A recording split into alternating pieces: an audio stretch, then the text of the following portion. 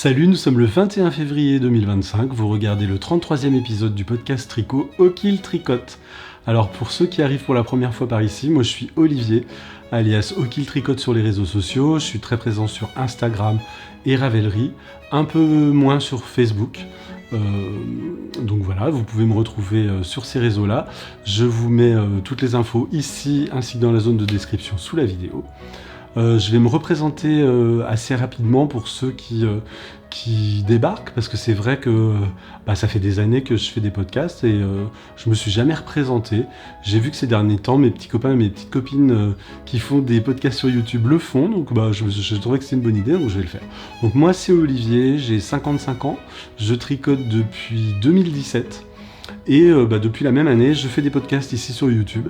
J'ai commencé mon premier podcast fin 2017 et j'ai pas arrêté depuis. J'en fais pas très souvent parce que vous voyez, depuis fin 2017, on en est à l'épisode numéro 33. Donc j'en fais pas souvent, mais j'en fais quand même régulièrement. Voilà, et donc je vous présente dans ces vidéos mes objets terminés, mes objets en cours, et puis pas mal de blabla sur le tricot. Je parle quasi exclusivement de tricot. Petite nouveauté dans cet épisode, je parlerai un tout petit peu de couture en toute fin d'épisode. Voilà, vous savez tout. Maintenant vous pouvez vous installer et puis on peut démarrer ce nouvel épisode.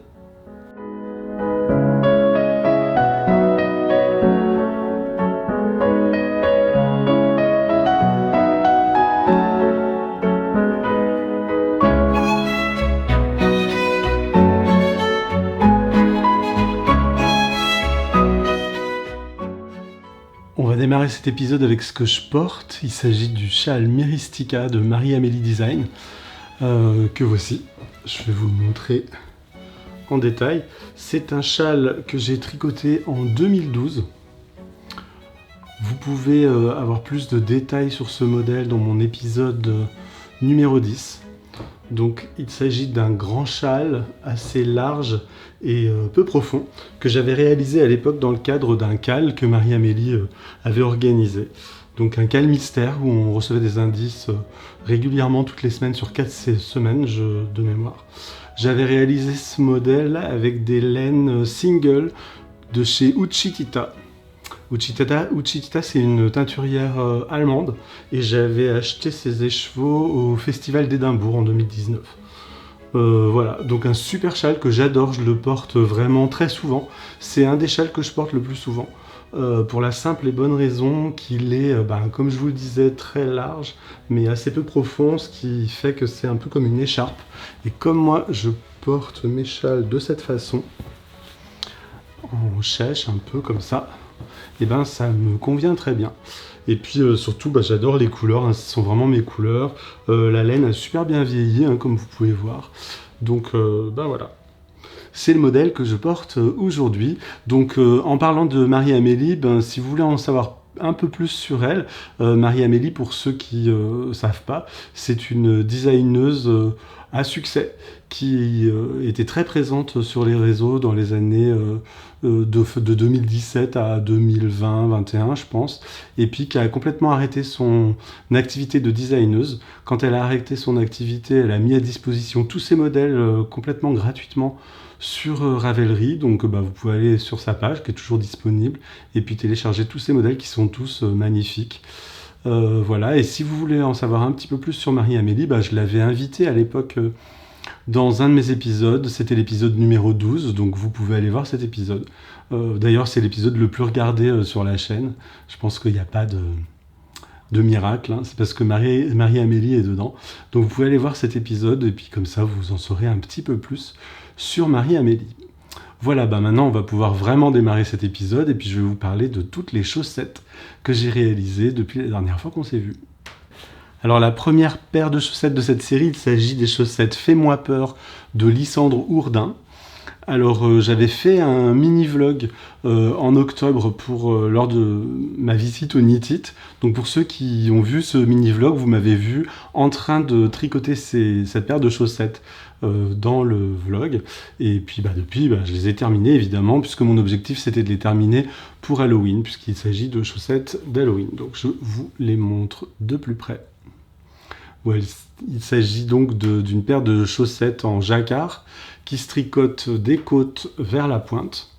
On commence par des côtes 1-1 torse, comme vous voyez ici, et puis ensuite on va venir faire des augmentations pour augmenter le nombre de mailles pour la partie jacquard pour qu'elle soit plus facile à enfiler, et puis on va venir commencer à faire cette tige en jacquard avec des super jolis motifs de fantômes et puis de petites têtes de mort. Donc la particularité du patron des Fais-moi peur de Lysandre Hourdin, c'est qu'il y a dans un seul patron, il y a 3 modèles, c'est exactement le même modèle, mais il y a 3 motifs différents de jacquard pour réaliser la tige. Donc moi cette année j'ai choisi ce motif là et je suppose, enfin je suis même sûr que l'année prochaine je vais me retricoter une nouvelle paire et je prendrai un des autres motifs parce que ça m'a bien plu de tricoter ce modèle. Donc, comme je vous le disais, une tige en jacquard en ayant pris soin au préalable d'augmenter le nombre de mailles pour que ça soit plus facile de les enfiler. Et puis ensuite, quand on a terminé le motif, on va venir commencer à faire des rayures en alternant les couleurs, évidemment. On va venir faire un talon renforcé, classique. Et puis ensuite, le pied classique en rayure et une pointe qu'on va venir terminer fermée avec un grafting. Voilà, donc un modèle vraiment super sympa que j'ai beaucoup aimé tricoter. Avec quoi j'ai tricoté ça? J'ai tricoté ça avec du fil Arvetta de la marque Filcolana dans 3 coloris, comme vous pouvez le voir. Donc il y a le coloris 102 Black, je tourne la tête pour regarder mes notes. Le coloris 365 Calendula, c'est ce orange que vous voyez ici. Et enfin le coloris blanc. C'est une laine qui est sympa pour tricoter des chaussettes, mais c'est pas ma laine préférée parce que c'est un fil qui se dédouble quand on tricote les chaussettes et ça m'agace un petit peu. Par rapport à d'autres marques de fils industriels, je trouve pas que ça soit la mieux, bien que c'est quand même un super fil pour tricoter les chaussettes. Voilà, j'ai pas grand chose de plus à vous dire sur les chaussettes Fais-moi peur de Lysandre. J'ai beaucoup aimé les tricoter. J'ai eu l'occasion de rencontrer Lysandre une nouvelle fois quand je me suis rendu sur le Knit-It, sur son stand. C'est vraiment quelqu'un que j'apprécie beaucoup. J'aime beaucoup les modèles qu'elle propose, puis j'aime beaucoup aussi la personne. Ça fait partie des podcasts que je regarde assez régulièrement. Elle a un côté solaire. Ça fait du bien de regarder ses épisodes. Donc voilà, j'étais très content de tricoter un de ses modèles. Et puis... à l'occasion de ma visite sur son stand, elle m'a offert son modèle de chaussettes Cocorico. Les chaussettes bleu, blanc, rouge avec un petit coq en jacquard qu'elle avait sorti à l'occasion des Jeux Olympiques. Donc je suis super content et c'est un modèle que j'ai prévu tricoter dans l'année. Donc Lysandre, quand on se recroisera certainement au Knit-It l'année prochaine, j'aurai mes Cocorico. Voilà ce que je pouvais vous dire sur ce modèle. On va passer au modèle de chaussettes suivantes. Les chaussettes suivantes, il s'agit des chaussettes que j'ai nommées les chaussettes Evia 2024, que j'ai commencé à tricoter en août, donc 2024, et que j'ai terminé exactement le 15 novembre. J'ai mis un peu de temps pour tricoter ces chaussettes parce que, en fait, elles ont une petite histoire. J'ai commencé à tricoter la première chaussette pendant mes vacances en Grèce cet été, sur l'île d'Eubée, Evia en grec. C'est pour ça que je les ai appelées les chaussettes Evia. Donc j'ai tricoté la première chaussette pendant mes vacances, puis quand je suis rentré de vacances, j'ai pas tricoté la seconde tout de suite. J'ai tricoté d'autres choses entre temps, et c'est pour ça que ça m'a pris un peu de temps et que j'ai fini par les terminer le 15 novembre 2024. Voilà, donc des chaussettes super jolies que j'aime beaucoup, que j'ai tricoté alors pour les parties contrastantes avec de la laine de chez West Yorkshire Spinner dans le coloris Nutmeg, dans leur base signature 4ply. Et enfin pour le corps et le pied de la chaussette, il s'agit de la laine de chez Schachenmeier. Alors je suis désolé, je ne sais pas si je prononce bien le mot parce que je ne suis pas germanophone. Donc Schachenmeier Regia, dans leur base Spring Fling Color, donc c'est un autorayant, comme vous voyez. Une laine composée de 75% laine, 75 et 25% nylon, et le coloris, c'est le coloris 3811. Donc l'histoire de ces chaussettes, c'est que je les ai commencées la veille de mon départ en Grèce, et puis je les ai tricotées là-bas. Alors ce qui était vraiment rigolo, parce que je ne le savais pas du tout, je vais vous incruster des photos, comme ça vous verrez ce que je veux vous raconter, c'est que l'ambiance colorielle, je ne sais pas si on peut dire ça, l'ambiance de couleur en tout cas de cet autorayant, correspond assez bien à l'ambiance de couleur qu'il y avait sur cette île. Donc ça tombait pile poil. Voilà, donc j'aime beaucoup ces chaussettes. Je dis que ça correspond beaucoup parce que, vous voyez, il y a des parties, des rayures qui sont bleues avec un petit peu de blanc, ça rappelle un peu l'écume de la mer. Il y a les parties jaunes qui rappellent le sable des plages. Et puis c'est une île qui est assez montagneuse avec beaucoup de forêts. Et donc on a beaucoup ces tonalités de brun, comme on peut voir ici.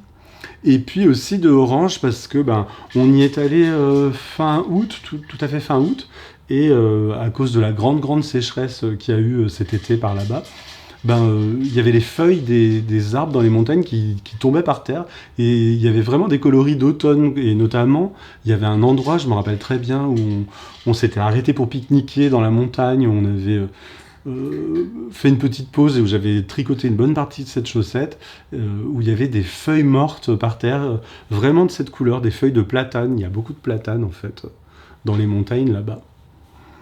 Donc voilà, mes chaussettes Evia 2024. Alors oui, je vous ai pas dit, comme toutes les chaussettes que je vais vous montrer cette fois-ci, il s'agit de ma recette de chaussettes de base qui part des côtes, du haut des côtes, jusqu'à la pointe avec un talon renforcé. Je fais toujours, quand je le peux, un talon renforcé parce que c'est le talon qui convient le mieux à la morphologie de mon pied. Voilà, j'aime beaucoup ces chaussettes. Et puis comme je l'avais expliqué dans la publication que j'ai fait sur Instagram quand je les ai montrées pour la première fois, moi j'aime bien toujours donner un nom à mes paires de chaussettes, même s'il s'agit de chaussettes très simples, des chaussettes à la vanille, comme vous entendez beaucoup dire sur les podcasts. J'aime bien leur donner un nom parce que comme ça, je les associe à un moment précis de ma vie, et pour ma mémoire, c'est bien. Donc voilà pourquoi les chaussettes Evia 2024. On passe à la paire suivante. Alors la paire suivante, je vais pas pouvoir vous la montrer parce que c'est une paire que j'ai pas tricotée pour moi et que j'ai offert. J'ai offert dans le cadre d'un Secret Santa, un Père Noël secret, qu'on organise en fin d'année, chaque année à mon travail. Vous savez, pour ceux qui ne savent pas, un Secret Santa, on met des petits papiers avec les noms de tous les collègues, on pioche le nom de quelqu'un, et en fait, c'est la personne à qui on va devoir faire un cadeau de Noël, et puis on se réunit un petit peu avant Noël, et voilà, on s'échange les cadeaux. Donc moi, je suis tombé sur un de mes collègues que j'apprécie particulièrement, qui s'appelle Elliot, et je lui ai tricoté une paire de chaussettes. Donc j'ai appelé ces chaussettes les chaussettes Elliot, que vous voyez maintenant apparaître à l'écran. Donc il s'agit d'une paire de chaussettes que j'ai réalisée avec un kit de chez Selene, son kit dans sa base Fingering Nep, et les coloris c'est safran pour le jaune safran et anthracite. Donc l'anthracite, il s'agit d'un 85% mérino, 13% nylon classique, 85% mérino et 15% nylon, voilà. Je sais pas pourquoi j'ai écrit 13 dans mes notes. Et puis dans le coloris safran, il y a toujours ce 85% mérino, 15% nylon. Et puis en plus, il y a des petites nems, des petites neppes. Il n'y a pas de nem dedans, non, ce sont des neppes. Voilà, ce sont les petites taches que vous voyez et qui donnent cet effet tweedé. Voilà, et donc j'ai décidé, c'était 2 écheveaux de 50 grammes. Donc j'ai décidé d'inverser les couleurs sur chaque chaussette. C'est des pareils, pas pareils, c'est-à-dire que c'est un négatif en fait. Sur une chaussette, vous avez la tige et une partie du pied en safran et le reste en anthracite, et inversement comme vous le voyez sur la seconde chaussette. Voilà, donc j'ai offert ces chaussettes à Elliot le jour du Secret Santa à mon travail, et il était super content. Alors pareil, là pour la petite histoire, en fait quand j'ai su que j'étais tombé sur lui, au départ je voulais lui tricoter un bonnet, et puis un jour dans une conversation, Elliot a dit comme ça à la volée, il a dit, ah ben moi j'espère que je suis tombé sur Olivier, comme ça je pourrais avoir une paire de chaussettes tricotées main. Donc bon ben voilà, c'était pas tombé dans l'oreille d'un sourd, du coup j'ai changé mes plans, et puis au lieu de tricoter un bonnet, je vais tricoter une paire de chaussettes, et j'étais content parce que il était super content, j'ai fait un heureux. Et voilà, sur la dernière photo, vous voyez la petite boîte que j'ai réalisée aussi moi-même, avec du papier, du collage et du coloriage pour lui faire sa boîte cadeau. Voilà pour les chaussettes Elliot, toujours la même recette, du haut vers le bas, du haut vers la pointe, pardon, avec un talon renforcé. On passe maintenant aux chaussettes suivantes. Alors les chaussettes suivantes, toujours pareil, c'est des chaussettes que j'ai plus avec moi parce que je les ai pas tricotées pour moi. Donc je vais blablater et puis vous incruster des images. Il s'agit des chaussettes pelote et repelote que j'ai tricotées fin 2024 également pour le projet chaussettes de pelote et repelote. Je vais vous expliquer après de quoi il s'agit exactement. J'ai tricoté ces chaussettes avec de la laine toujours de chez Arwetta pour les parties contrastantes. Donc une laine composé de 85% mérino et 25% nylon. Non, 80% mérino, pardon, et 20% nylon, dans le coloris Blue Green, que vous voyez ici. Et puis, le corps de la chaussette, je l'ai tricoté avec ça. Il s'agit d'une superbe laine de chez Ophildorus, dans sa base Gizeh-Sock 75-25, et le coloris, c'est Hathor sur le Nil. Voilà, un super beau gris coloré avec des nuances de bleu et de mauve, comme vous le voyez là à l'écran. Super chouette travail, comme d'habitude, de Didier. Voilà, donc j'ai tricoté ces chaussettes avec ça pour Chloé, donc alias Pelote et Repelote sur Instagram. Alors Chloé, il y a quelques années, je crois maintenant, elle a lancé ce projet chaussettes parce que le voisin de Chloé est handicapé. Et elle a trouvé une boutique locale près de chez elle, chez laquelle elle dépose des chaussettes qu'elle tricote elle-même ou que des gens de la tricosphère tricotent pour elle et lui envoient, afin de récupérer les bénéfices de la vente de ces chaussettes à destination de son voisin handicapé, afin de lui permettre de s'acheter, de l'aider dans son quotidien et par exemple de l'aider à s'acheter un nouveau fauteuil, etc., etc. Donc voilà, c'est un projet solidaire qui m'a beaucoup touché. J'ai eu vent de ce projet suite à une publication de Margiva. Coucou MJ si tu passes par là. Qui elle-même tricote des chaussettes de temps en temps pour Pelote et Repelote. Il y a Chantal, alias Talou Bobinette sur Insta, que vous connaissez très certainement, qui en a tricoté aussi à plusieurs reprises. Coucou Chantal si tu passes par là. Donc voilà, ça m'a assez touché en fait cette histoire de tricot solidaire. Donc j'ai eu envie de tricoter une paire pour Chloé et je lui ai envoyé cette paire en fin d'année 2024 ou tout début 2025, je sais plus exactement. Voilà. Et puis j'ai oublié de joindre dans mon colis le restant de la laine de chez Didier. Parce que si vous voulez aider Chloé pour son projet, vous n'êtes pas obligé de lui tricoter des chaussettes. Vous pouvez aussi lui envoyer de la laine pour qu'elle-même puisse tricoter des chaussettes. Donc lors d'un prochain envoi, parce que ça va pas être mon dernier modèle que je vais tricoter pour elle, je pense que dans l'année, je vais lui tricoter d'autres paires de chaussettes. Dans mon prochain envoi, je lui enverrai les restes de cet écheveau pour qu'elle puisse tricoter à son tour une chaussette avec. Voilà. En plus, elle était super contente parce que quand elle a reçu ma paire, c'était la première fois qu'elle voyait de la laine de chez Didier tricotée en vrai. Et elle les a trouvées super jolies. Et voilà, ça lui a donné envie de commander chez Didier. Donc j'étais content.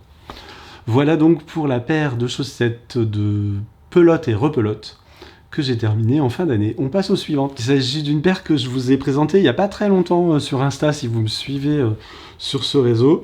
Il s'agit du modèle que j'ai appelé Rainbow 2025.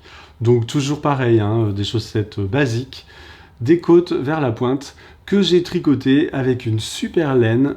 Je m'approche pour que vous voyez bien. Avec une super laine de chez Laine du Nord. Dans leur base Paint Sock, Une fingering 100 grammes pour 420 mètres, composée de 75% laine et 25% nylon. Et ce très joli coloris rainbow, c'est le coloris numéro 20. Et les parties contrastantes, je les ai, pareil que les premières, je les ai faites avec de la West Yorkshire Spinner, dans leur base signature 4ply, et le coloris cette fois-ci c'est 529 Cherry Drops. C'est ce très joli rouge que vous avez déjà vu dans un précédent podcast quand j'avais tricoté mes chaussettes de Noël. J'avais fait les parties contrastantes avec cette laine-là.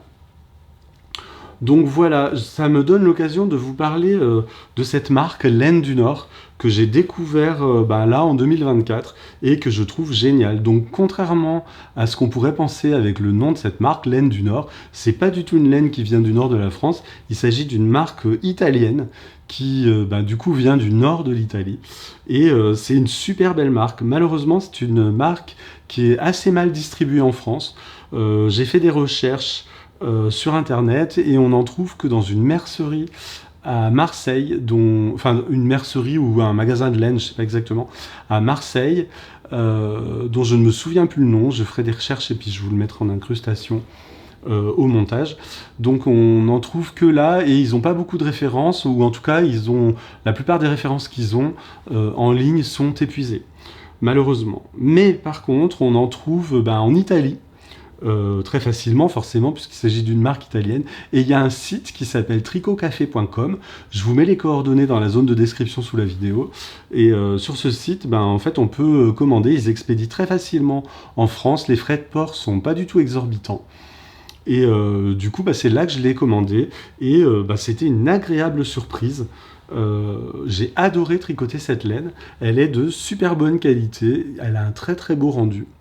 Et puis alors la pelote est vraiment géniale, je m'en suis rendu compte après coup. Vous avez vu que mes chaussettes, on dirait qu'elles sont identiques.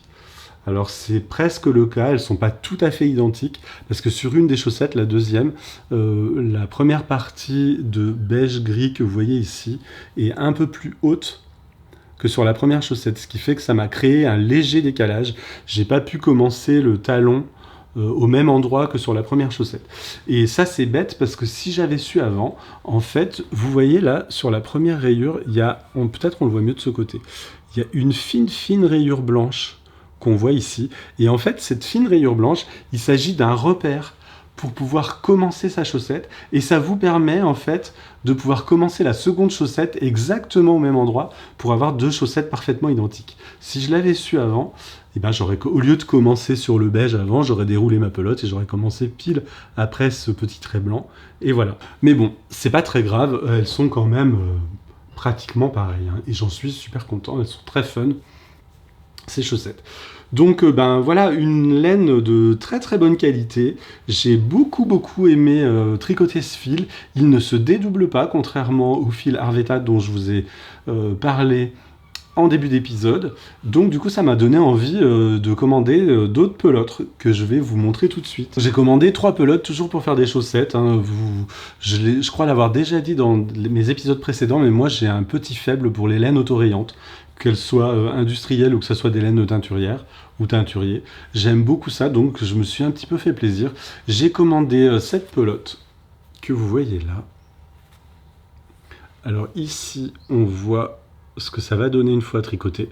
Donc il s'agit d'une autorayante mais qui ne va pas faire des rayures régulières.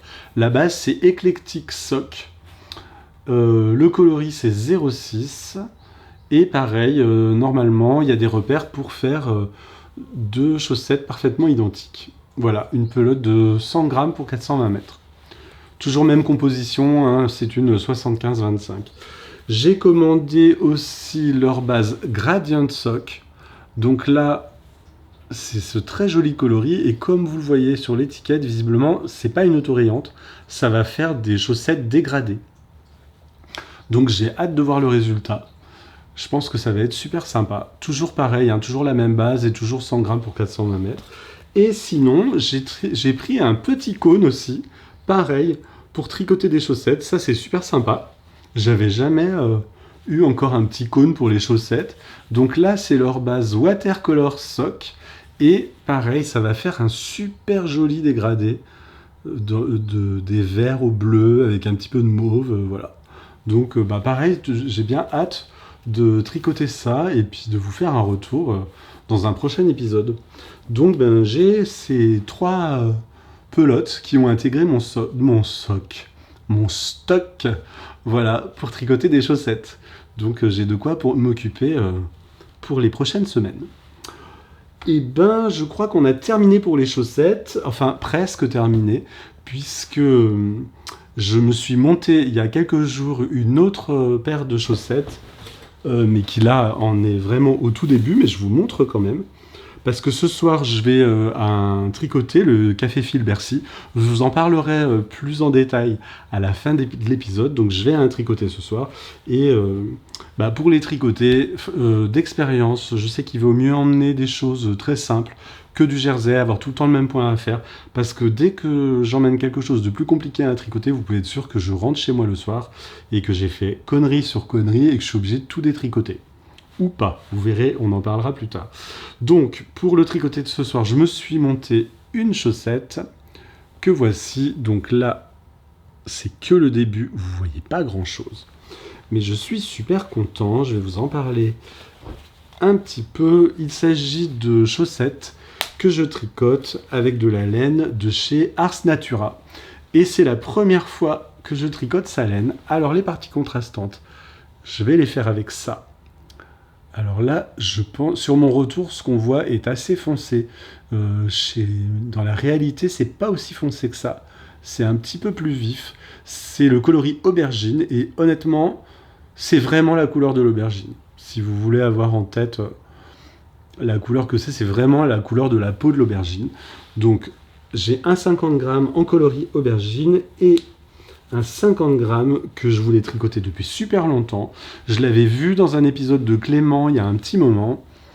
C'est ce coloris-là, il s'agit du coloris Mumbai Trans, et c'est ce qui donne ce très joli résultat. Voilà.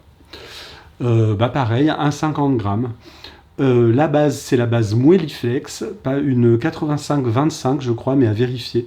Attendez, je dis à vérifier, mais j'ai l'étiquette ici.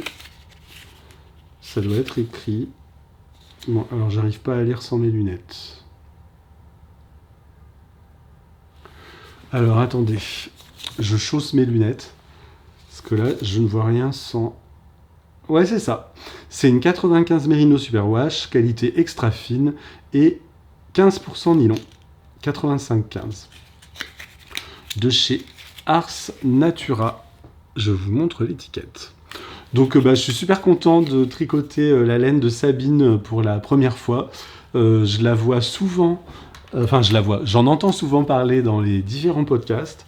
Et ça faisait longtemps que j'avais envie de tricoter sa laine, donc je suis super content. J'ai rencontré Sabine lors de ma visite au Knit-It, et ça a été une super rencontre. Je la connaissais pas, c'est la première fois que je la voyais. Et comme toutes les autres rencontres, mais vraiment... j'ai découvert quelqu'un de solaire, très sympathique. Et alors en plus de ça, elle m'a offert un mini que j'ai pas préparé là dans le podcast, mais un mini de 20 grammes, pareil très coloré à l'image du Mumbai Trans. Et ça m'a beaucoup touché, je m'y attendais pas du tout. Donc voilà, je suis très content de tricoter ces chaussettes et j'ai hâte d'être au prochain épisode pour vous montrer le résultat terminé. Et c'est ce que je tricoterai ce soir au tricoté. Et voilà, on a terminé pour cette longue section chaussettes. On va pouvoir maintenant passer à l'objet suivant. On continue avec le bonnet Intrépide Explorer de Christine Powell, que voici. Je vous le montre de près. Un bonnet en jacquard, très sympa. Alors je vais le mettre, mais comme vous savez, j'ai pas du tout une tête à bonnet. J'ai pas tricoté ce bonnet pour moi, je l'ai tricoté pour Jean. Je vais vous incruster des photos avec Jean qui le porte et ce sera beaucoup mieux que moi. Moi je trouve tout de suite que j'ai une tête, j'ai une tête quoi, avec ce truc là.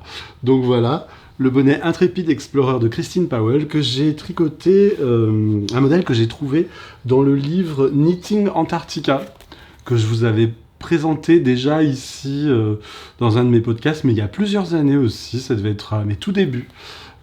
Ça devait être dans les tout premiers podcasts que j'ai fait en 2017, enfin 2018. Et donc, ce livre de Christine Powell, Knitting Antarctica, qui présente 28 modèles de bonnets et quelques écharpes, je crois.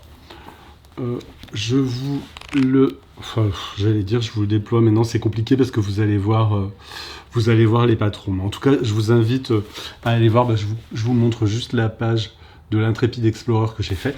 Et puis donc, je vous avais déjà parlé de ce modèle, de ce livre, pardon, parce qu'à l'époque, j'avais tricoté le modèle de la couverture, le Dancing Adélie, que voilà, j'avais fait ça pour Noël, donc c'est l'occasion de vous le remontrer. Un super modèle en jacquard avec des tresses laitonnes. Voilà, ça j'avais tricoté ça pour le fun parce que il me fallait un bonnet de Noël. Alors il est un peu petit. Il n'y avait pas différentes tailles, et puis c'était mes tout débuts en jacquard, donc il est un peu petit, mais il est rigolo, je trouve.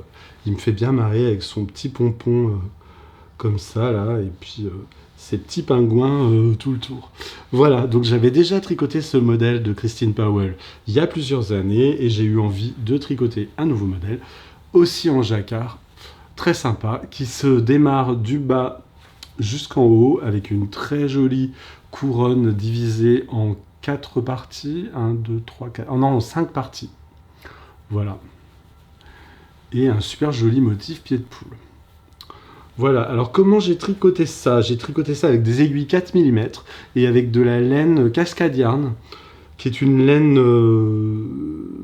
composée de 100% laine péruvienne. Voilà, une laine de grosseur DK. Alors, il y a 4 coloris là-dedans. On dirait qu'il y en a 2, mais non, il y en a 4. On a d'abord le coloris 8408 Smoke, qui va être ce joli coloris un peu beige mastic, beige foncé mastic. Le 4002 Charcoal, qui est le noir, là.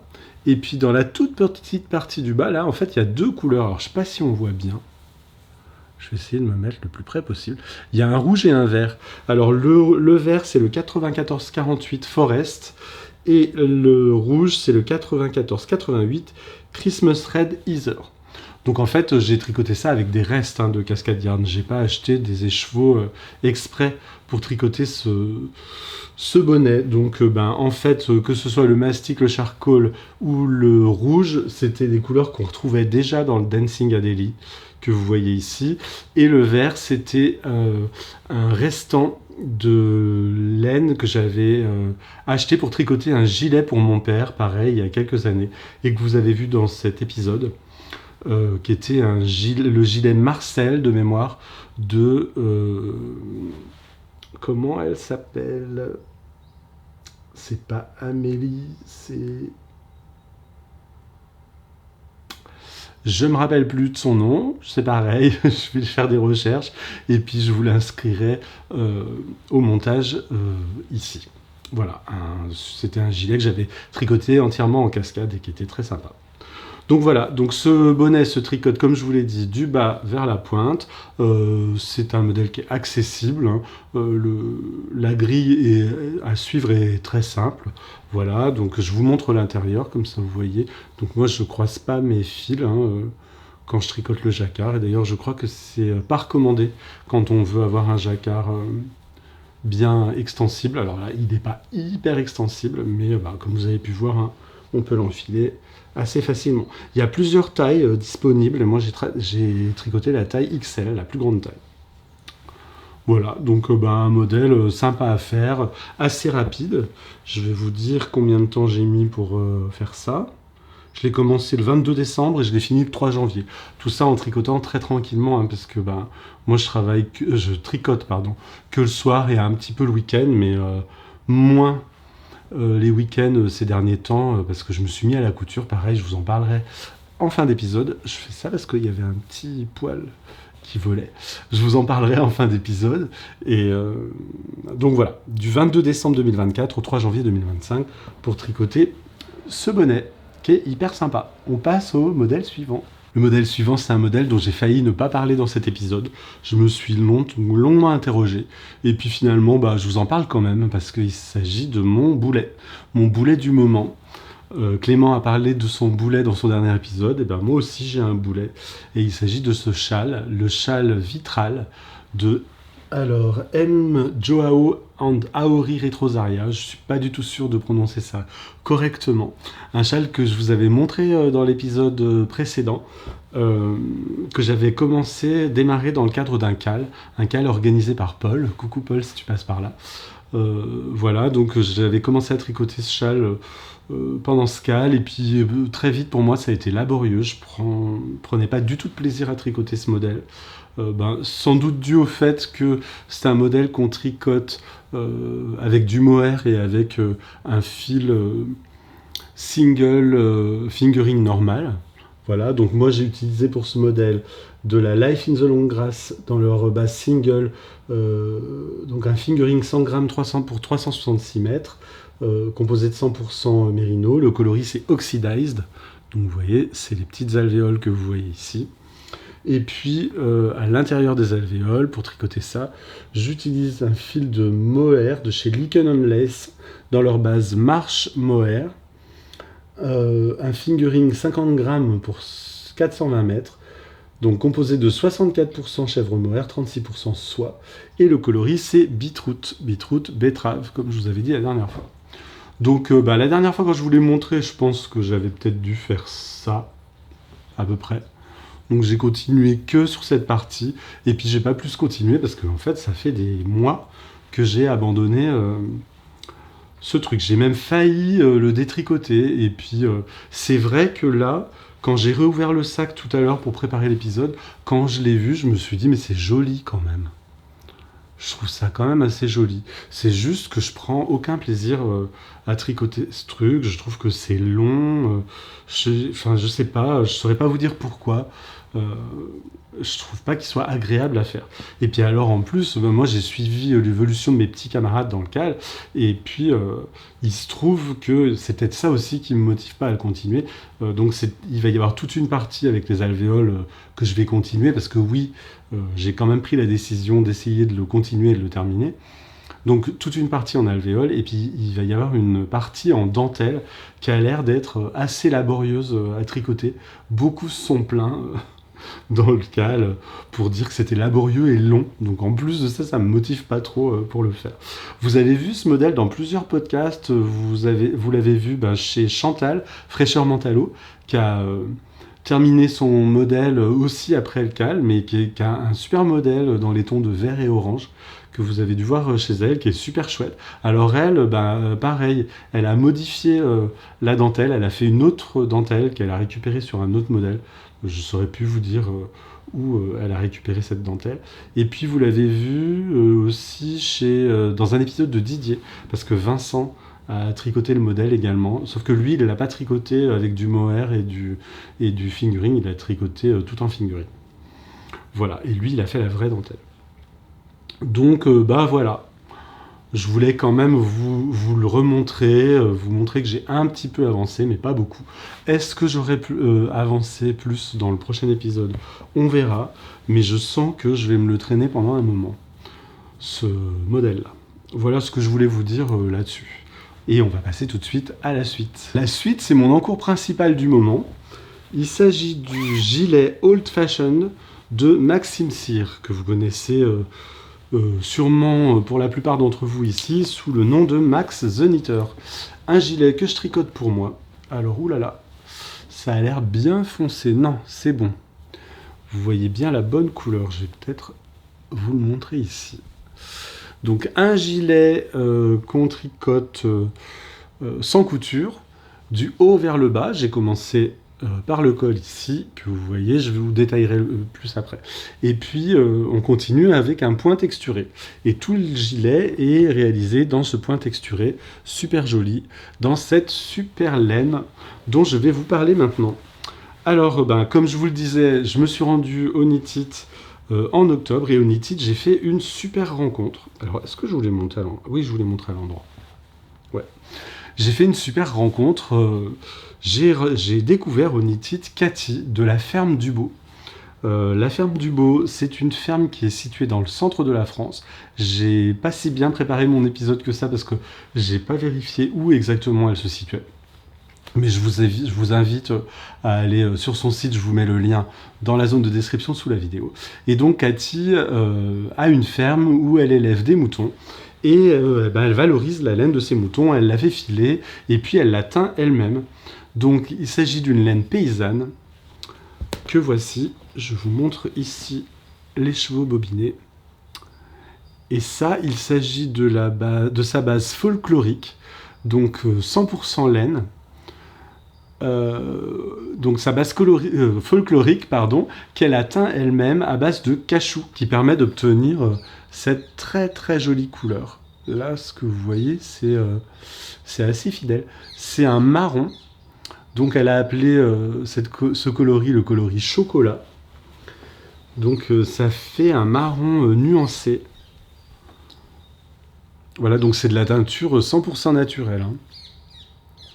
Voilà, ça fait un marron nuancé super joli. Et je me tricote ce gilet pour moi. Et ça va être très sympa. Voilà, donc cette laine, la laine folklorique, c'est un aran. Alors elle dit que c'est un aran léger, parce que c'est un petit peu plus fin qu'un aran, mais c'est plus gros que du déca. Voilà, je tricote ça avec des aiguilles 4,5 mm. Et voilà, je suis super content de tricoter ce modèle. Alors c'est une laine qui est un petit peu sèche, mais encore pas tant que ça. Mais pour certains d'entre vous, je sais qu'elle pourrait paraître un peu sèche. Mais j'ai tricoté l'échantillon que vous voyez ici, que j'ai lavé et bloqué. Et dès le premier lavage, ça s'est considérablement adouci. Et voyez là, sur cette partie que je suis en train de tricoter qui n'est pas encore lavée, on a l'impression que c'est un petit peu raide. Vous voyez, le drapé est un peu raide. Et une fois qu'il est lavé et bloqué, ça devient beaucoup plus mou. C'est beaucoup plus... Et puis ça devient plus doux. Et c'est vraiment une laine qui gratte pas du tout. Hein, mais même avant le blocage. Hein. Alors moi, c'est vrai que je suis pas trop sensible à ce truc-là, mais elle est vraiment... Elle est vraiment bien, quoi. Et je suis super content de tricoter la laine de Cathy. C'était une super belle rencontre. Elle a pris le temps alors qu'il y avait vraiment beaucoup de monde au Knit-It, comme vous savez. Elle a pris le temps de bien m'expliquer son processus de travail, son élevage et tout.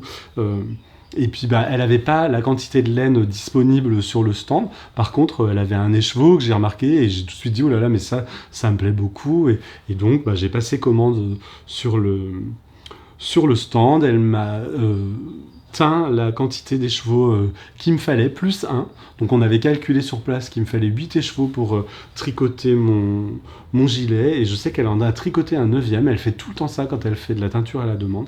Elle en tricote toujours un supplémentaire qu'elle garde quelques mois après que le projet soit fini. Enfin, après que le client ait acheté, et passé sa commande.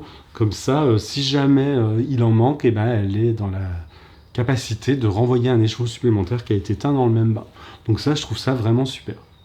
Voilà, et puis depuis qu'on a fait la connaissance sur le salon, on a échangé plusieurs fois et c'est vraiment quelqu'un d'adorable. Je vous invite vraiment à aller visiter son site et à aller voir ce qu'elle propose. C'est vraiment du super beau travail ce qu'elle fait. C'est du travail local, sans produits chimiques. Et voilà, je trouve ça vraiment sympa quand on peut faire travailler les artisans qui valorisent la laine locale. Voilà ce que je pouvais vous dire sur la laine du Beau. Depuis, je vais commander d'autres trucs, mais je vous en parlerai tout à l'heure parce que c'est pas de la laine. Voilà, et bien, on passe maintenant à la suite. Alors la suite, c'est toujours un objet en cours, hein. On va passer très rapidement dessus, parce que je vous en ai déjà parlé la dernière fois, et je ne l'ai pas beaucoup avancé depuis. Il s'agit de la couverture Léo, une petite couverture en laine que je tricote pour mon chat Léo, dans un point texturé. Je vous en ai parlé en détail la dernière fois, je vous ai parlé du livre dans lequel je prends ce point, donc si vous voulez savoir, je vous invite à regarder l'épisode 32. Donc je tricote ça avec une laine que j'avais trouvée dans une laine vintage que j'avais trouvée dans une boutique en Grèce sur l'île de Bé cet été. Donc il s'agit d'une laine ancienne qui était fabriquée dans les années 70. Voilà, j'avais acheté tout un lot, une laine 100% laine. Et voilà, je tricote cette petite couverture. Donc je ne l'ai pas beaucoup avancé parce que la dernière fois que je vous l'ai montré, j'en étais là. Donc vous voyez, j'ai tricoté que cette section. Il faut que je m'y remette. Parce que il faut que Léo ait sa couverture. Puis Léo, il adore la laine. Hein.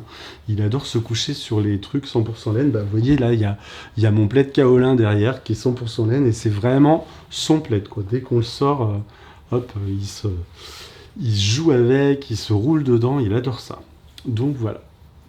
Où j'en suis de la couverture Léo. Je mettrai un petit progress keeper tout à l'heure à la fin de l'épisode pour vous montrer où j'en suis et pour voir si j'ai progressé dans l'épisode suivant. Voilà, ça c'est fait. Je vous ai parlé de tous mes objets terminés et en cours. Et puis on va continuer avec un petit peu, même pas mal, de blabla. On va continuer avec la partie blabla et je vais commencer cette partie avec le tricoté où je me rends ce soir. Il s'agit du Café Fil Bercy dans le 12e à Paris. Un tricoté qui existe depuis le mois de janvier 2025 et qui a été mis en place par Sylvette, alias Silou-M, que vous connaissez ici sur YouTube parce qu'elle a un podcast, et puis sur Instagram. Vous la connaissez aussi par le biais de mon propre podcast puisque je l'avais invitée il y a quelques années. Je vous invite à aller regarder l'historique pour voir l'épisode avec elle si ça vous intéresse. Coucou d'ailleurs Sylvette, si tu passes par ici. Donc il a été mis en place par Sylvette et puis par Angélique Fouché, connue aussi sur Instagram sous le pseudonyme de Ange. Ange a une boutique d'objets cousus pour les tricoteurs et les tricoteuses. Elle fait notamment de très très jolis sacs à projet. D'ailleurs j'en ai un là que je peux vous montrer ici, qui est le sac Square. Super joli, c'est un sac qu'elle a fait.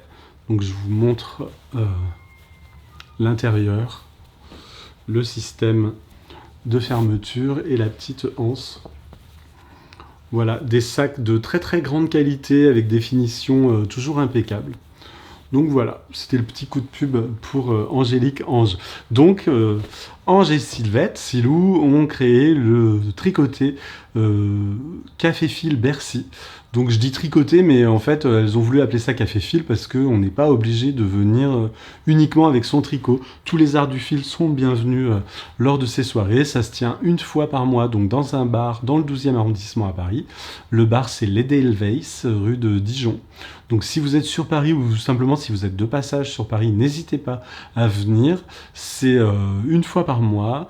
Les dates sont communiquées sur le site Instagram. Je vous mets dans la zone de description sous la vidéo les coordonnées du site, du compte Instagram, sur lequel vous pouvez avoir les infos des dates, et puis aussi signaler votre venue si vous souhaitez venir. Voilà. C'est pas une obligation de le faire, mais c'est pas mal si vous savez à l'avance que vous allez venir de pouvoir le faire pour des questions d'organisation, c'est mieux. Donc moi je me suis déjà rendu aux 2 premières éditions, c'était donc en décembre et en janvier. Je vous ai dit qu'il existait depuis le mois de janvier, mais non, il existe depuis le mois de décembre 2024. Je suis allé à l'édition de décembre et de janvier. Les 2 fois, c'était hyper sympa. On était quand même assez nombreux. La dernière fois, je pense qu'on était une bonne vingtaine, peut-être même un peu plus. Il y a une super ambiance. Ça se tient toujours un vendredi soir. Ça commence à 18h jusqu'à 23h, minuit, un truc comme ça. Donc ça se passe au café-resto l'Edelweiss. Donc on peut boire un coup, on peut manger. C'est un café-resto assez simple. L'avantage c'est que il y a de la place, c'est grand et puis c'est pas très cher. Les consommations et les repas sont pas très chers. Donc voilà, si vous passez par là, je vous invite vraiment à venir parce que il y a une super bonne ambiance. Là, les 2 éditions que j'ai déjà faites, c'était vraiment super. On a passé une très bonne soirée à chaque fois. Et je m'y rends ce soir. Donc voilà, je vais essayer de me mettre en mode mini-vlog, comme ce que j'ai pu faire pour le salon Knit-It. On va voir si j'y arrive. Si j'y arrive, je vous mettrai quelques images là, tout de suite après ce petit blabla.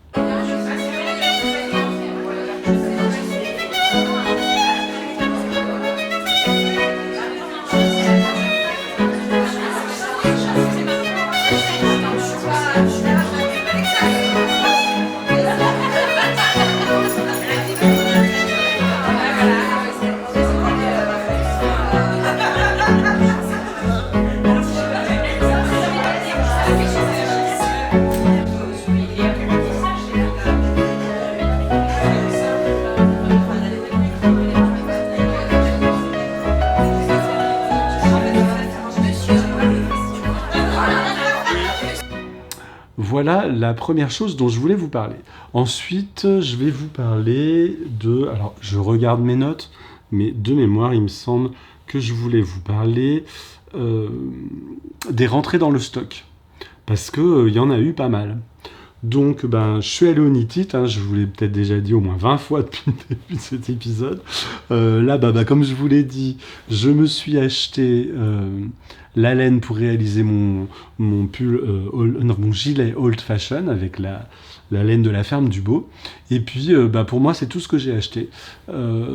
J'ai fait des achats aussi pour ma copine, ma tricopine, amie et correspondante Linda Asselin, dont je vous parle depuis des années.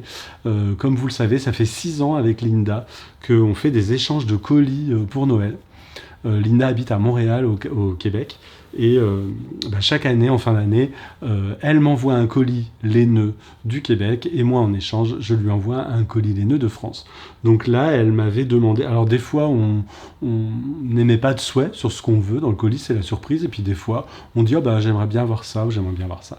Et cette année, Linda m'avait fait des recommandations, comme je lui avais dit que j'irais au Knit It, et elle voulait que je lui envoie de la laine de chez Tricot & Stitch. Donc, comme un abruti, j'ai pas du tout pensé à faire des photos ni à filmer quoi que ce soit sur le colis que j'ai envoyé à Linda. Donc ce que je vais faire, c'est que je vais aller récupérer les photos qu'elle a publiées sur Instagram. Comme ça, vous verrez le contenu du colis que je lui ai envoyé. Donc je lui ai envoyé des écheveaux, 4 écheveaux de chez Tricot & Stitch. Je suis incapable de vous dire la couleur et la qualité, mais vous les voyez là à l'écran. C'est des super écheveaux dans les tons de rose fuchsia, un peu flashy. Je lui ai envoyé 3 écheveaux de chez Trelise, dans un super joli kaki, pareil. C'était une couleur que voulait Linda, mais je suis incapable de vous dire la qualité, la couleur et la moindre information, parce que j'ai rien noté. Mais vous les voyez, voilà. Et puis je lui ai envoyé dans son colis une bougie parfumée de chez Durance. L'odeur, c'est cookie noisette. Si vous connaissez pas les bougies de chez Durance, vraiment, je vous les conseille. C'est des bougies qui sentent vraiment hyper bon. Et là, l'odeur cookie noisette, vraiment une super odeur. Et puis toujours pareil, de chez Durance aussi, une petite crème pour les mains à la bergamote.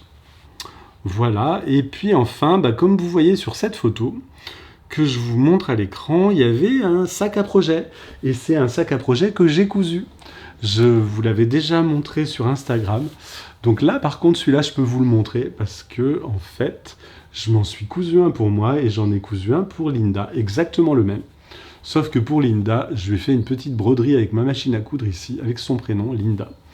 Donc, un sac à projet tout simple, que je vous montre ici, pareil, avec un lien de chaque côté pour le fermer, une petite poche double sur le devant, avec des tissus que j'ai achetés en solde, parce que moi je suis débutant en couture. En fait, je me suis mis à la couture en début d'année. Ça fait très longtemps que je veux me mettre à la couture, et puis ma mère m'a donné des cours. D'ailleurs, je vous en ai parlé dans le mini-vlog sur le Knit It. Elle m'a donné des cours cet été, et puis voilà, ça m'a vraiment donné beaucoup envie, ça m'a plu, et donc pour mon anniversaire, c'était mon anniversaire en début d'année, le 20 janvier, j'ai eu 55 ans, pour mon anniversaire, je me suis offert et fait offrir une machine à coudre, une Bernette B38, je vous mettrai une photo de la machine à coudre, que j'ai eu pour mon anniversaire, et je suis super content. Et depuis que je l'ai, je couds pratiquement tous les week-ends. Il n'y a que le week-end dernier où j'ai pas cousu. Et donc, parmi les trucs que je me suis cousu, il y a ce sac à projet. Et j'étais super content d'en faire un pour Linda. Alors vous voyez, il y a une petite doublure fine à l'intérieur. Voilà. Donc j'ai mis ça dans le colis pour Linda. Et bien sûr, Linda m'a envoyé un colis à son tour, et moi j'ai reçu ça et je suis super content. Je vais vous montrer ça tout de suite. Donc j'ai reçu le tote bag du festival Twist, qui est un festival tricot art du fil qui se tient à Montréal. Et je suis super content, je lui avais commandé, parce que j'avais vu des publications du festival Twist, et puis je trouvais ce sac vraiment super chouette, là, avec ce mouton sur sa fusée. Et puis, je le trouvais vachement original avec la partie en bas en liège. Alors moi, quand j'avais vu les photos, je pensais que c'était une imitation liège, mais pas du tout. C'est vraiment du liège. C'est dingue. C'est du liège assez fin. Et c'est vraiment du liège sur le bas. Donc voilà, je le trouve super ce sac. J'étais trop content de le recevoir. Merci, merci Linda. Et donc, dans ce sac du festival Twist, il y avait plusieurs choses et il y avait de la laine. Bien sûr, évidemment, puisque c'est le principe. Et il y avait 3 écheveaux de chez Urso. Voilà. Pareil que je lui avais commandé. Alors, je lui avais suggéré de me prendre de la laine chez Urso, mais je lui avais pas dit donner d'indication pour les coloris. Je l'ai laissé choisir. Et bien sûr, elle me connaît depuis le temps. Elle a super bien choisi. Je la trouve super belle. Donc, le coloris, c'est... Alors, c'est pareil, je reprends mes lunettes, parce que je suis incapable de lire quoi que ce soit. C'est Golden Oak, donc le chêne doré. Voilà, et il s'agit d'une laine composée de 80% BFL non traité et de 20% nylon. Voilà, et ça, vraiment, c'est pareil, c'était une demande que j'avais eue... quand j'avais parlé de ce que je voulais à Linda, je voulais de la laine qui soit pas super wash et qui soit non traitée, parce que c'est vrai que c'est les laines que j'aime bien tricoter en ce moment. Après, voilà, dans mon stock, j'ai encore des tonnes de laine super wash, et puis si je tombe sur des coloris que j'adore et qui sont super wash, je ne m'interdis pas de les acheter, mais c'est vrai que je préfère tricoter, maintenant que j'ai grandi, en tricot, je préfère tricoter les laines plus naturelles et non traité. Voilà, donc super coloris nuancé que vous voyez ici. Donc j'ai reçu ça, et puis j'ai reçu 2 mini de chez Deux mailles en bas, que je connaissais pas du tout. 2 petits midi super jolis, donc un bleu et un... alors, on dirait qu'il est non teint, mais si, il est légèrement teint, je pense. Voilà, alors ce coloris, c'est... J'en sais rien. C'est écrit à la main, mais je suis incapable de déchiffrer ce qui est écrit. Si vous en êtes capable, merci de me le mettre en commentaire. Voilà, et là, ce coloris, c'est Pan. Là, par contre, j'arrive à lire. Je ne sais pas si vous voyez. Pan. Super joli bleu. Ces 2 mini, je les trouve vraiment très très chouettes. Donc voilà pour la laine que j'ai reçue. Et puis j'ai reçu aussi un livre que je lui avais commandé et que j'ai pas là. Je coupe et je vais le chercher. Voilà, il s'agit du livre Enfile ta petite laine, qui est un livre qui présente 16 patrons de tricot par 6 créateurs québécois que vous voyez ici.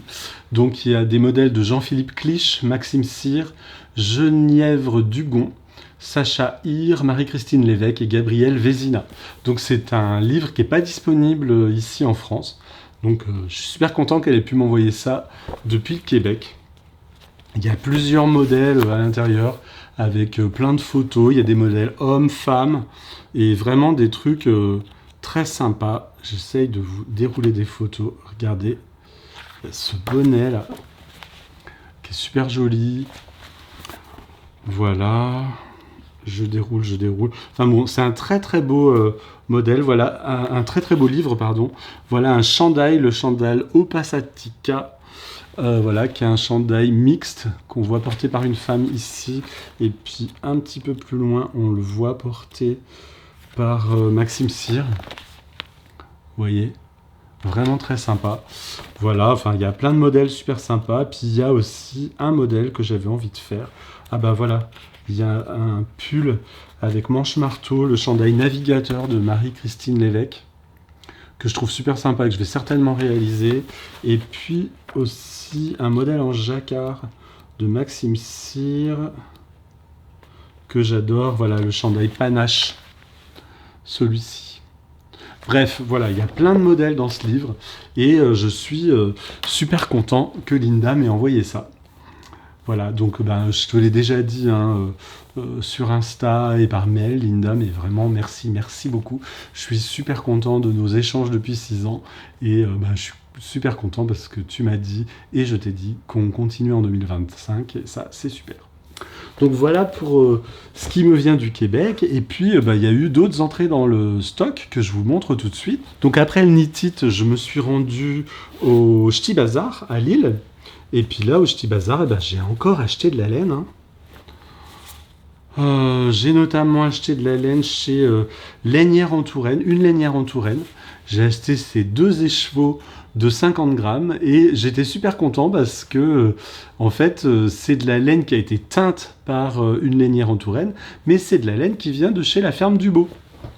Toujours, donc je remets mes lunettes parce que sinon j'arrive pas à lire. Il s'agit d'une édition limitée printemps-été 2024.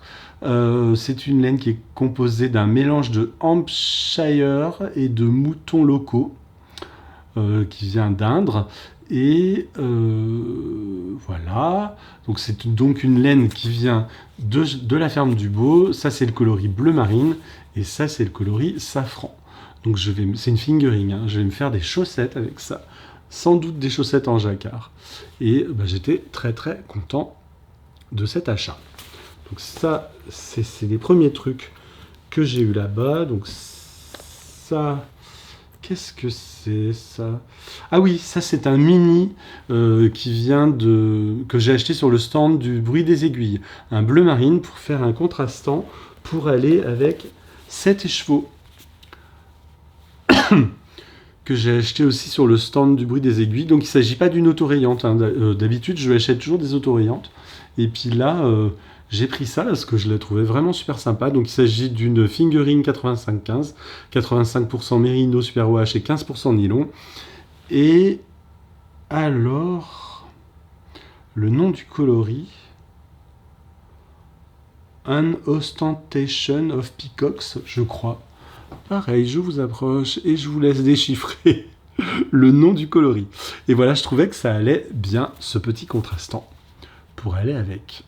Voilà. Par contre, c'est qu'un 20 grammes et j'ai peur que ça ne me suffise pas parce que moi, je fais des chaussettes pour Jean et moi. Hein, donc, c'est les plus grandes tailles, c'est des 72 mailles qu'on fait. Et comme je fais des talons renforcés, les talons renforcés, ça utilise plus de laine que les talons à rang raccourci. Et souvent, moi, 20 grammes, ça ne me suffit pas. Donc, on verra. On verra. Peut-être que j'utiliserai ce contrastant ou peut-être que j'en utiliserai un autre. Voilà, donc il y a ça. Et puis... Ah non, voyez, je vous dis des bêtises. Comme ça ne me suffit pas, j'en ai pris 2. Je m'en souvenais même plus. Comme ça, c'est sûr que ça va me suffire. Mais c'est vrai que dans l'idéal, moi, les kits à chaussettes, c'est mieux que j'ai un 100 grammes et un 50 grammes. Tiens, je le dis à l'intention de nos amis teinturières et teinturiers, pensez à faire des kits 50-100 grammes. Parce que souvent, vos kits, c'est soit des 50-20 ou des 50-50. Et pour des chaussettes hommes, c'est un peu juste. Surtout si vous voulez les faire un peu hautes, comme les chaussettes que je vous ai montrées tout à l'heure, les chaussettes rainbow, de toutes les couleurs. Là, vous avez vu qu'elles étaient très hautes. Et si je veux faire cette hauteur de chaussettes, un 50-20 ou un 50-50, ça me suffit pas. Voilà, donc ça c'est pour le Bruit des Aiguilles. Et puis j'ai acheté 2 écheveaux chez Trélise.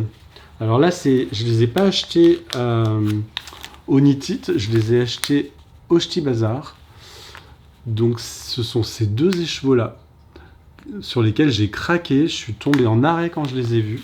Donc c'est une nouvelle base qu'elle avait sortie en fin d'année. C'est sa base Samskara, composée de 60% Superfine Merino et 40% de yak et cachemire recyclé. Donc c'est de la laine, il y a une partie qui est de la laine recyclée. Un fingering composé de 50 grammes pour 200 mètres. Voilà, ça c'est le coloris Manawi, que je trouve vraiment magnifique. Et ça, c'est le coloris Requiem for a Dream. Voilà, et j'ai acheté ces écheveaux pour faire des bonnets, pour faire 2 bonnets. Elle avait en sample sur son stand 2 bonnets qui étaient le hipster hat de Petite Knit et qui étaient tricotés avec cette laine. Et j'ai trouvé ça super sympa. Donc j'ai acheté ça pour faire ces bonnets. Bon, bien sûr, j'aurais dû les faire tout de suite, hein, parce que là c'est un peu tard pour faire des bonnets. Dans un mois, l'hiver est terminé, donc ça me fera des bonnets pour l'année prochaine. Mais en tout cas, super content de cet achat. Donc ça, c'était pour les achats du Ch'ti Bazar. Et puis sinon, il y a un autre achat que je veux vous montrer. Mais là, qui est un achat sur internet. Il s'agit de laine à chaussettes, encore une fois, autorayante, sur laquelle j'ai craqué. Voilà, c'est ça. J'ai pris ces deux pelotes. Donc les deux pelotes viennent de la marque Strepius. Et alors ça, c'est la base Downtown. Donc il y a un autorayant super joli, composé de, je crois que c'est, non, c'est une 75-25. 75 extra fine merino et 25% nylon. Et ça, c'est la base, enfin c'est la collection Metropolis. C'est exactement la même base en fait que la Downtown, sauf qu'elle n'est pas autorayante. Metropolis, c'est le même type de laine, mais des couleurs unies. Et ça, c'est le coloris. Le coloris quoi? J'en sais rien. Bucarest. Le coloris 001 Bucarest. Et ça, je vous ai pas dit le coloris.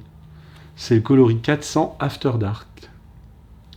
Voilà, donc deux pull-ups de chez Strepius. Pareil pour faire des chaussettes à rayures. Et je pense que ça va être très sympa. J'ai jamais tricoté ces laines-là, donc j'ai bien hâte de tester. Fin novembre 2024, on s'est retrouvé à Paris avec Quentin, alias Tricochouf sur Instagram, un tricoteur belge avec qui on discute depuis un long moment sur Instagram. Et ben, à l'occasion d'un week-end qui était venu passer à Paris, on s'est rencontrés, on a déjeuné ensemble avec nos conjoints respectifs et on a passé un super moment. Et puis à cette occasion, ben, Quentin m'a offert un écheveau, que voilà, un super bel écheveau de chez Boucle Laine, que vous voyez là. Alors, le coloris c'est Ajon. La composition c'est 50% mouton de l'île d'Ouessant et 50% mouton élevé en Finistère. Voilà, donc 100% laine. Ah, une fingering, je pense. Ouais, une fingering. Super jolie, je sais pas encore ce que je vais faire avec ça. Mais voilà, une entrée supplémentaire dans le stock. Et j'étais super content de ce cadeau. Il m'a fait ce cadeau pour me remercier parce que Quentin est un jeune tricoteur. C'est pas très longtemps qu'il tricote. Et il a tricoté son premier modèle de pull. Et il m'avait demandé des conseils et je l'ai un peu aiguillé pour avancer dans ce pull. Donc pour me remercier, il m'a offert ça. Je m'y attendais pas du tout et j'étais super content. Merci beaucoup, beaucoup Quentin, si tu passes par ici. Voilà. La suite du blabla, ça va être la fin de ce podcast. Je voulais vous parler très brièvement de ma toute récente activité couture. Je vous en ai déjà un peu parlé tout à l'heure. Donc comme je vous le disais, je me suis lancé dans la couture. Je suis encore un grand débutant, mais je suis bien accro. C'est une nouvelle activité que j'adore. Je me suis refusé pendant de nombreuses années à me lancer là-dedans, bien que j'en avais très envie, parce que comme je vous le dis assez souvent, je vis dans un petit appartement parisien, et pour moi la couture c'est un loisir qui prend beaucoup de place. Et c'est vrai, ça prend beaucoup de place. Quand on se lance dans quelque chose, il faut de la place pour couper son tissu, pour repasser, il faut de la place. Donc c'est pour ça que je tricote le week-end, et puis je tricote quand Jean a d'autres activités lui de son côté, et qu'il n'est pas dans l'appartement. Mais je suis super content de m'être lancé là-dedans. C'est ma mère qui m'a donné des cours. Je me suis acheté une machine à coudre dont je vous parlais tout à l'heure, une Bernett B38. J'ai mis beaucoup de temps à choisir pendant des mois. Et je suis super content d'avoir pris du temps pour choisir ma machine parce que j'en suis très très très content. Elle est super. Donc voilà, je m'éclate et j'ai tricoté déjà quelques petits trucs. Alors les premiers trucs que j'ai tricotés, c'est ces coussins. J'en ai fait 2. Voilà, 2 coussins dans un super tissu qui m'avait été offert par ma belle-sœur à Noël. Comme elle savait que je voulais me lancer dans la couture, elle m'avait acheté ce joli tissu. Puis c'est un tissu d'ameublement assez épais. Donc j'ai fait des housses de coussins zippés, comme vous pouvez voir. Donc voilà, elles sont perfectibles si on regarde de près. Alors si je suis quand même assez content de la couture de mon zip. Mais là, mes angles vers le zip, bon, il y a mieux, mais... Voilà, c'est ma première couture avec ma Bernett B38. Je me suis fait ensuite, comme je vous l'ai montré tout à l'heure, ce sac à projet, on ne revient pas dessus. Je me suis fabriqué dans un vieux jean qui était tout troué. Donc j'ai découpé dedans de quoi me faire cette petite pochette. C'est une pochette pour mettre ma liseuse à l'intérieur. Voilà. Donc elle est dans ce jean recyclé à l'extérieur, et puis à l'intérieur un super joli tissu chat que j'avais acheté chez Camomille Mercerie.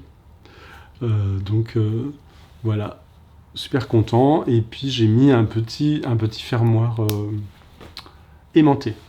Et puis sur le dessus, quand j'ai eu fini de la coudre, elle était un peu triste parce qu'elle était toute comme ça, couleur jean. C'était un peu triste. Donc du coup, je l'ai un peu pimpé. J'ai fait une grosse couture là, tout autour, avec un gros fil de coton. Donc ça, je l'ai fait à la main pour lui donner cet aspect un peu rétro. Et puis j'ai dessiné au Posca ce petit oiseau sur le rabat. Voilà. Alors le Posca, il y a des gens qui m'ont demandé sur Instagram ce que c'est. Pour ceux qui ne savent pas, le Posca, ce sont des feutres acryliques. Des feutres avec de l'acrylique liquide à l'intérieur. Et en fait, grâce à ces feutres, en fait, on peut dessiner sur à peu près tout et n'importe quoi. Parce que ça adhère sur tous les supports, y compris sur le plastique, sur les cailloux. Il y a beaucoup de gens qui font des galets peints avec ça. D'ailleurs, moi j'en fais aussi de temps en temps. Je vais vous montrer, j'en ai un là, je vais vous le montrer. Voilà. C'est ce genre de truc. Moi j'aime bien dessiner des petits oiseaux. Et d'ailleurs, c'est le même type de petit oiseau que j'ai dessiné sur ma pochette. Et en fait, je peins des galets que je vernis après. Et puis derrière, je mets tout un tas d'indications. En fait, j'utilise le hashtag Trouve mon galet. Il y a plein de gens en France qui font ça. En fait, le principe, c'est que vous décorez un galet, vous dessinez ce que vous voulez dessus, vous mettez du vernis, vous mettez ce hashtag et puis un petit texte derrière qui explique « Prends-moi en photo et poste-moi, fais-moi voyager ou garde-moi ». Et puis vous mettez votre pseudo. Moi, j'ai mis mon pseudo Insta, Okil. Et puis avec j'ai dessiné le logo Insta et le logo Facebook. Et donc, je planque ça dans la nature, soit quand je vais dans une nouvelle région, ou soit là, je l'ai fait sur Paris. Ça fait très longtemps que je ne l'ai pas fait. Hein. Mais quand je le faisais, je faisais comme ça. Et en fait, l'idée, c'est que vous planquez ça quelque part, donc en ville ou dans la nature. Et puis, si quelqu'un le trouve et puis qu'il lit le petit texte derrière, en fait, l'idée, c'est que la personne prenne en photo, dise où elle a trouvé le galet. Et puis, soit elle trouve le galet sympa, elle le garde pour elle, soit elle le fait voyager, c'est-à-dire qu'elle le transporte à un autre endroit. Puis après, vous avez votre galet, vous pouvez le suivre si les gens jouent le jeu. Vous pouvez le suivre sur les réseaux, quoi. Donc moi, j'ai déjà des galets qui ont été trouvés par des gens. Malheureusement, ils les ont pas fait voyager. À chaque fois qu'ils les ont trouvés, ils les ont gardés. Voilà. Et donc, je dessine sur le caillou, vous voyez, avec les Posca. Et puis du coup, après, ça part pas, quoi. Alors je rajoute quand même une petite couche de vernis à la bombe. Et puis ça part pas, ça résiste à la pluie, etc., etc. Donc j'ai utilisé ça pour décorer ma pochette. Alors là, bien sûr, par contre, sur le tissu, ça accroche, mais du coup, c'est pas lavable. Mais bon, je me suis dit que une pochette pour ma liseuse, j'allais certainement jamais la laver. Voilà, donc c'est pour ça que j'ai fait ça. Et du coup, le résultat est super sympa. Et donc, je mets ma liseuse à l'intérieur, hop. Et voilà. Et puis sinon, le dernier truc que j'ai cousu avec ma machine, alors ça, c'est un essai. Je me suis acheté un patron de pantalon de jogging chez Les Patrom. Les Patrom, c'est une marque de patron pour hommes. Et puis, j'ai utilisé ce patron pour me faire un pantalon de détente pyjama. C'est pas du tout en jersey pour la matière pour le jogging. Là, c'est le même coupon de tissu que j'ai utilisé pour faire mes sacs à projet. Donc là, c'est du coton. Et c'était bien pour m'entraîner. C'était un peu ça l'idée parce que c'est quand même un peu plus difficile apparemment de tricoter la matière pour les joggings. Donc pour commencer, je voulais faire ça. Puis j'ai bien fait parce que je me suis planté là sur la ceinture. Mais c'est pas mal parce que ça me fait un entraînement. Comme ça, la prochaine fois, quand je vais réellement me coudre mon jogging avec de la vraie matière pour jogging, je ferai pas d'erreur. Donc voilà, c'est un pantalon avec un élastique, un cordon. Vous voyez, j'ai placé des petits œillets pour faire passer le cordon. Et puis voilà. Donc je suis super fier d'avoir déjà réussi à coudre ça. Les cours de ma mère ont été vraiment bénéfiques. Voilà. Et on est arrivé au bout de cet épisode. Je vous ai absolument tout raconté ce que je voulais vous dire. Ça fait très très longtemps que j'étais pas venu. Je crois que la dernière fois que je suis venu, c'était en septembre. Et je vous avais dit, oh, je referai un épisode à la fin de l'année. J'aurais mieux fait de me taire parce que là, on est fin février presque. Et j'étais pas revenu avant la fin de l'année. Donc voilà. Mais comme vous savez, hein, moi, je fais des épisodes à mon rythme. J'essaye de suivre mon rythme de tricot parce que je tricote pas si vite que ça. Là, comme j'ai attendu longtemps, je vous montre plein de trucs. On a l'impression que je tricote vite. Mais non, en réalité, je tricote pas si vite que ça. Et je préfère attendre d'avoir suffisamment de choses à vous montrer. Pour éviter de trop me répéter et puis pour que ça soit un peu intéressant. Voilà. Puis de toute façon, l'offre de podcast sur YouTube est tellement importante que bon, il y a de la place pour tout le monde et puis vous pouvez regarder mes copains et mes copines en attendant que je refasse un épisode. Voilà, donc là, je sais pas quand est-ce que je reviendrai, on verra, peut-être vite, peut-être pas vite. En tout cas, je pense quand même que je reviendrai en 2025. D'ici là, je vous souhaite de bons moments de tricot, prenez bien soin de vous, et puis je vous dis à très bientôt. Ciao!